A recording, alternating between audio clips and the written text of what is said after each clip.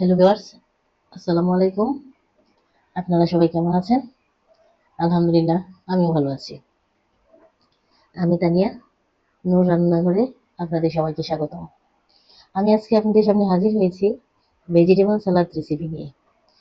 প্রথমে একটি বাটিতে 2 টেবিল চামচ টক দই নিয়ে নিয়েছি।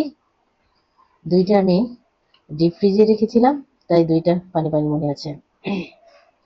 তারপর দিয়ে দেব 2 টেবিল চামচ গুঁড়া দুধ, 4 ভাগের 1 চা চামচ লবণ, দিয়ে দেব 4 ভাগের 1 চা চামচ গোলমরিচের গুঁড়া দিয়ে দেব।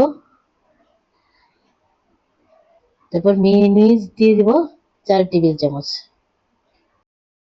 টমেটো সস দিয়ে দেব 2 টেবিল চামচ, লেবুর রস দিয়ে দেব 2 টেবিল চামচ।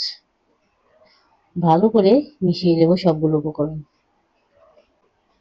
খুব সুন্দর করে নেড়ে চেড়ে মিশিয়ে নিয়েছি। তৈরি হয়ে গেল খুব মজাদার ও সুস্বাদু সালাদ ড্রেসিং ক্রিম। তারপর এর মধ্যে দিয়েছি আধা কাপ বাঁধাকপি কুচি, লাল ক্যাপসিকাম ও সবুজ ক্যাপসিকাম দুটো মিলে আধা কাপ নিয়েছি, একটি টমেটো কুচি, আধা কাপ পরিমাণ গাজর কুচি নিয়েছি, আর নিয়েছি আধা কাপ পরিমাণ শসা কুচি।